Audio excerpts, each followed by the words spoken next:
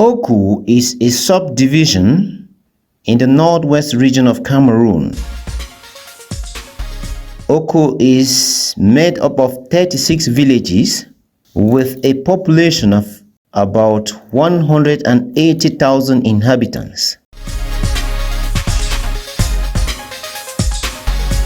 OKu is very mountainous, around 1,200 meters above sea level, and thus rather cool considering its latitude. Mount OKu, a stratovolcano, reaches a height of 3,011 meters, about 9,880 feet, and is the second highest mountain of Cameroon. OKu is characterized by subsistence farming. A typical practice is to plant beans, corn, potatoes together in the same furrows. There is also a lot of bee farming in OKu, and OKu is the only area in the whole of Cameroon that produces the natural white honey, which is produced from Kilum-Ijim Forest. Lake OKu. It is a crater lake located 2,227 meters, about 7,306 feet, and is completely surrounded by cloud forest. The Kilum Forest have a unique ecosystem with many endangered and endemic plants and animal species like the Bannerman's turaco, the banded wattle eye, the Mount OKu Sicilian, the Lake OKu cloud frog, and many other endangered species. All the hive construction materials come from the Kilum Forest. Here we have the Indian bamboos. They are gotten from the Kilum Forest by bee farmers to produce the traditional hollow bee hives. OKu honey is produced in Cameroon in the Kilum-Ijim Forest. It is primarily noted for its color, which is white to cream, while most other African honeys are reddish and dark. The taste can be described as light, sweet, slightly acidic, with notes of grape juice. The quality of this honey is directly linked to the forest, and especially two plant species, Schefflera abyssinica and Noxia congesta. The production technique involves multiple steps.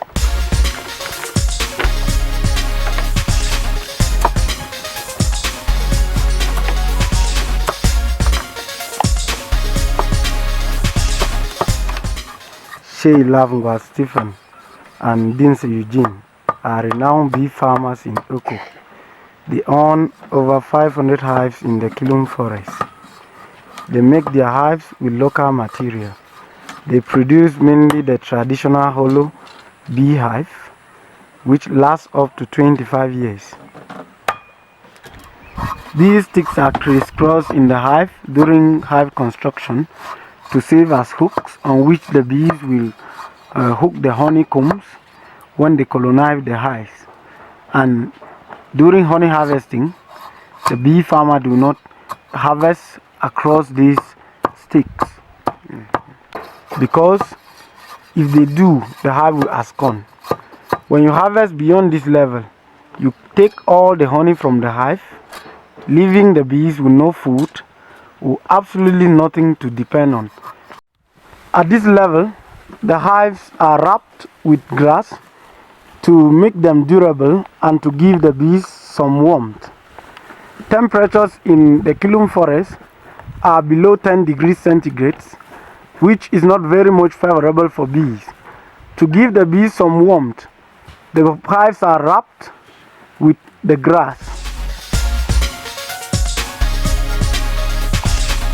This is the front cover of a traditional hollow beehive. It is weaved from grass. It has a hole which serves as an entrance for bees into the hive. The surface of this cover has to be rough to secure a perfect landing for bees that come back from forage. When it is very smooth, bees will slide and fall when trying to land on the cover, and in the course of this, they threw away the nectar they collected. The OKu White Honey is produced by a bee species known as the Apis mellifera, which can forage up to 7 kilometers. It collects nectar from bee-loving plants common to Mount Oku, like Schefflera abyssinica, Nuxia congesta, and Prunus africana. These bee farmers say after putting all the hive construction material in place, they can produce up to 10 hives a day. After construction, hives are transported to the colonization zone. Hives are colonized in Oku at altitudes generally below 1,500 meters above sea level. We have two main colonization zones in Oku, the Mbam zone and the Mbai zone. Here we are in the colonization zone in Mbam, Oku, with temperatures that range up to 15 degrees centigrade. Bees that abscond from the Kilum Forest go down straight to the Mbam zone and to the Mbai zone, where temperatures are relatively high. Colonization of hives takes place between September and April, and then moved to the forest between November and March. The bee farmers visit their hives in the colonization zones regularly to check if they are colonized so that they can transport them to the forest. Here is a colonized beehive. The bee farmers seal the pores anyhow around the hive with moat so that it can be transported to the forest without the bees flying out of the hive.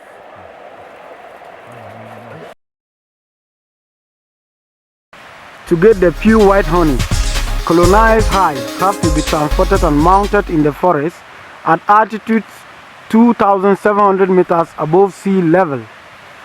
That is why OKu White Honey is certified by the African Intellectual Property Rights Organization as a geographical indication product, because it is harvested only from the Kilum Forest at that altitude. It is harvested from bee-loving plants that are common to Mount Oku, like Schefflera abyssinica, Nuxia congesta, and Prunus africana. We have been promoting bee farming around Oku by training people on bee farming. And when people are trained or engage on bee farming, they are more of forest guards, because when you keep your hives in the forest, you try to protect your hive and you end up protecting the forest. The harvest season, which comes every year as from April. Bee farmers around the Kilum lack modern honey smokers, so they make their traditional smokers from the moss plant, from the fern plant, and dry grass to use during honey harvesting. The smoke from this traditional smoker weaken the bees and make it easy for them to harvest their honey. There is need for modern smokers, as this traditional method of honey harvesting often leads to bushfires, which destroys the forest.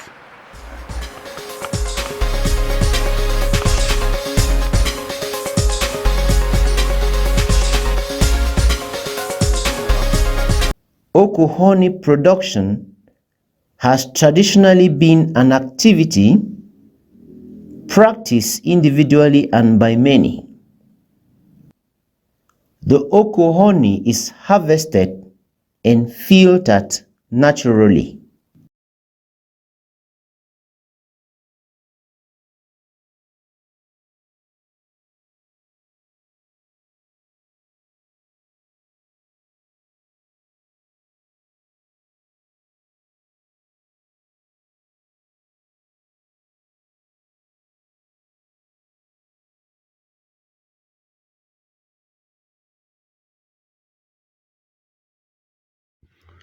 After honey processing, honey drink is produced from the leftover of crushed honeycombs. Within the first month of production, the honey drink is deep sweet and is often added to tea as a substitute for sugar. After the production of the honey drink, beeswax is extracted from the crushed honeycombs. Beeswax is the most valuable byproduct of honey extracted by the local farmers around the Kilum-Ijim Forest. Beeswax has many uses, and this accounts for its high demand. It is used in the pharmaceutical industry, in the food processing and cosmetic industries. In the food processing industry, beeswax is used for making cheese because it protects mold growth, and it is a common ingredient in the production of natural chewing gum. Beeswax is also used in the food industry as a glazing agent to prevent water loss from some fruits. It is used in the cosmetic industry to produce skincare cosmetics like lip balm, lip gloss, hand creams, moisturizers, hair pomades, and mustache stimulants. Beeswax is used in the making of candles. It is also used in making furniture and shoe polish. In the pharmaceutical industry, beeswax is used in surgical wound repair to control bleeding. It is also used in making adhesives. In OKu, beeswax is used by the various elderly groups to produce an anesthetic that relieves pain. The high demand for the OKu honey shows high prospects for the beekeeping sector, as this will provide jobs to investors who can produce, collect, or package this non-timber forest product. The African Intellectual Property Organization in 2013 certified the OKu White Honey as a protected geographic indication (GI). Since then, the price of the honey changed from 1,500 per liter to 5,000 per liter in OKu. White honey is the most valuable or expensive non-timber forest product exploited from the Kilum Forest. And it costs locally, in the local market, it costs $12. So if you engage in an activity like bee farming and you are able to produce OKu White Honey, you will benefit from the forest. And again, when you keep your hives in the forest and you protect the forest, it is a win-win activity. My name is Langwa Stephen Shea. I am a bee farmer for 29 years. 29 years. I have 75 bee hives that are already colonized in the forest. The problem bee farmers face in OKu the forest is being destroyed. People cut down bee-loving trees and many other trees. Another problem is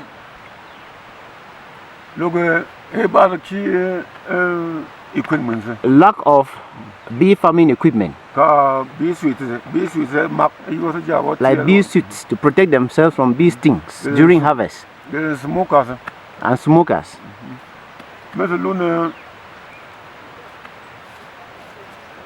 According to Shea Langwa, he thinks that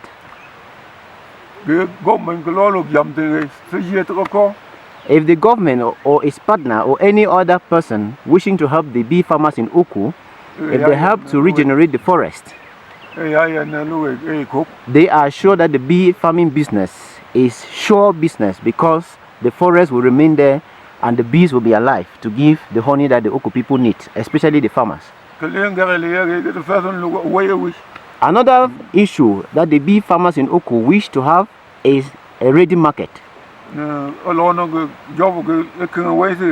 So if there is a possibility of having a ready market for the farmers, their livelihoods will be improved upon. The white honey, the natural white honey. You ever heard of this before? No. You've never seen it before. So our bees produce natural white honey. My name is Pondasa, coordinator of a community-based and grassroots organization called Rural Development and Environmental Restoration Guard, known by its acronym as RUDEG. We work mainly around the Kilum Forest area where we do environmental protection. We conserve the forest and the environment as a whole. And we also try to promote the livelihoods of the adjacent population while maintaining gender equity. Kilum Forest is a natural habitat. It is located on the second highest peak in Central and West Africa after Mount Cameroon. It is 3,011 meters above sea level. It is also a source of livelihood to the adjacent population who depend on the forest for non-timber forest products like the OKu White Honey, traditional herbs, and firewood. There are many challenges working around the Kilum Forest, and as an environmental organization, we face many challenges. Normally, we lack adequate funds to execute our environmental projects. And in the forest, we have many forest problems. We have people who go to the forest to cut fresh trees, and this deforestation has led to the fall in the output of the OKu White Honey. It has led to irregular patterns of rainfall. We also have people who encroach into the forest to cultivate, especially the boundary line farmers who extend their farms into the forest. That is one of the problems we face. We have two goods in the forest. We have been struggling for the past years to regenerate the degraded compartments of the forest, and our efforts have not been very successful because we have goods in the forest that eat up the planted trees and trees that grew naturally. We also have bushfires, which comes from unsustainable methods of honey harvesting. When bee farmers go to the forest to harvest honey with traditional smokers, at times it leads to bushfires. We also have fires that come from boundary line farms. So when farmers who practice the slash and burn in their farm, at times the fire extends into the forest, and fire on a mountain is always difficult to quench. That is one of the problems we face around the Kilum Forest. We also have a problem of illegal and unsustainable harvesting of Prunus africana. Prunus africana is one of the vulnerable tree species of the Kilum Forest. People go into the forest to harvest its barks and in an unsustainable manner, which ends up killing the tree. So that is one of the problems that we face as an organization trying to regenerate the forest with this. I think the greatest problem about this is ignorance. People go to the forest to destroy the forest because they don't know the effects of unsustainable environmental practices. If you know the effects of deforestation, you will not go to the forest to clear the trees. We have developed a number of environmental projects that we need funding to execute. And for now, I think the greatest aspect is that of forest conservation and improvement of the livelihoods of the adjacent population. So an activity like bee farming is an activity that improves the livelihoods of the adjacent population, and that is where we need support. We need support because if we are able to train more bee farmers, especially defaulters, those who go to the forest to clear the trees, and those firewood fetchers, if we are able to bring these defaulters together and engage them in bee farming, they will keep hives in the forest and they will tend to protect the forest. And that is an indirect conservation strategy. We also need funding to plant more trees in the forest. Because if we plant more trees in the forest, we will conserve the forest for posterity.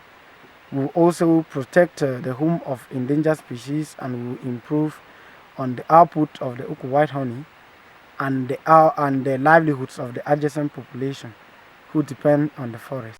I will beg on the community members to know that we cannot survive without this forest, because the Kilum Forest is a watershed, and you don't need to be told that if we clear all these trees, all these springs we shut up, we will not have water. We'll have irregular patterns of rainfall, we'll have a fall in agricultural productivity. So, if we conserve our environment, we will have a steady supply of water in our communities. Now we are faced with a water crisis. We are in OKu. OKu is a watershed, but we are rationing water around OKu. If we plant more trees, we'll secure a steady supply of water to the adjacent communities. And again, I plead on the young people to conserve the forest and to try to benefit from the conservation. And the best way I think you can benefit from this forest conservation is engaging in an activity like bee farming.